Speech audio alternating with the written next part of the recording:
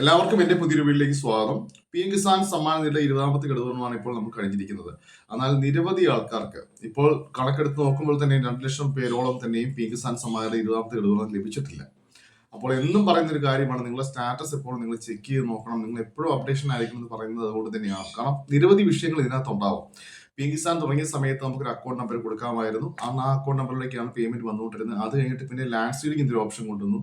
അത് കഴിഞ്ഞ് DBT എന്നൊരു ഓപ്ഷൻ കൊണ്ടുവന്നു. ആധാറിലേക്ക് മാത്രമേ പൈസ ഇടുകയുള്ളൂ എന്നുള്ള നിയമം വന്നു. ഇതെല്ലാം നമുക്ക് ഓരോ അപ്ഡേഷൻ വന്നുകൊണ്ടിരിക്കുന്ന സമയത്ത് തന്നെയും നിങ്ങളോട് എപ്പോഴും പറയുന്നൊരു കാര്യമാണ്, നിങ്ങൾ എപ്പോഴും നിങ്ങളുടെ സ്റ്റാറ്റസ് ചെക്ക് ചെയ്ത് നോക്കണം. കാരണം ഈ 24 ഹവേഴ്സിനുള്ളിൽ തന്നെ എപ്പോഴും എന്തെങ്കിലുമൊക്കെ ഒരു മാറ്റങ്ങൾ ഇതിനകത്ത് ഉണ്ടാകാനുള്ള സാധ്യതകളുണ്ട്.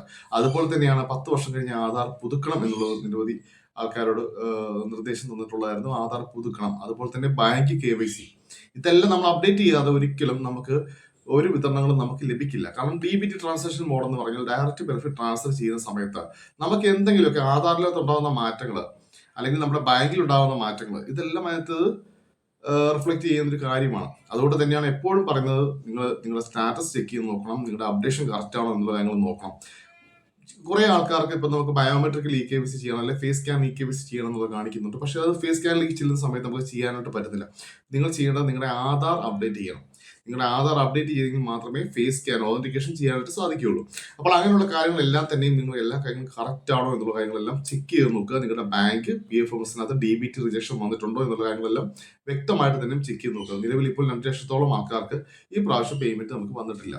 നിരവധി ആൾക്കാർക്ക് അത് ഫെയിൽഡ് എന്നുള്ളതും, നിരവധി ആൾക്കാർ കോൺടാക്ട് ചെയ്യാനായിട്ട് കൃഷി ഓഫീസ് കോൺടാക്ട് ചെയ്യാനായിട്ടുള്ള ഡീറ്റെയിൽസും അവിടെ സ്റ്റാറ്റസ് കാണിച്ചിട്ടുണ്ട്. പക്ഷേ ആ ഒരു കാര്യം നമ്മൾ അത് വെച്ചുകൊണ്ട് തന്നെയും കൃഷി ഓഫീസിൽ അന്വേഷിക്കുന്ന സമയത്ത് അവർക്കും ഇതിനെപ്പറ്റി അറിയാനായിട്ട് യാതൊരു മാർഗങ്ങളുമില്ല.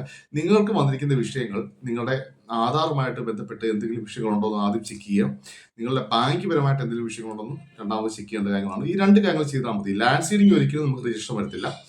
KYCയും ബാങ്ക് സീഡിംഗ് ഈ 2 കാര്യങ്ങൾ നിങ്ങൾക്ക് കറക്റ്റ് ആണോ എന്നുള്ള കാര്യങ്ങൾ നിങ്ങൾ ചെക്ക് ചെയ്ത് നോക്കണം. KYC നിങ്ങൾക്ക് ചെയ്യാൻ സാധിക്കുന്നില്ല എന്നുണ്ടെങ്കിൽ നിങ്ങൾ ബയോമെട്രിക്കലോ അല്ലെങ്കിൽ ഓൺലൈനായിട്ട് തന്നെയും നിങ്ങളുടെ ആധാർ അപ്ഡേറ്റ് ചെയ്ത് കൊടുക്കുക. അപ്ഡേറ്റ് ചെയ്ത് കൊടുക്കുന്ന സമയത്ത് തന്നെയും നിങ്ങളുടെ KYC വീണ്ടും അത് നമുക്ക് ചെയ്യാനായിട്ട് സാധിക്കുന്നതാണ്. അല്ലാതെ ഒരിക്കലും ആ KYC കംപ്ലീറ്റ് ചെയ്യാനായിട്ട് സാധിക്കില്ല.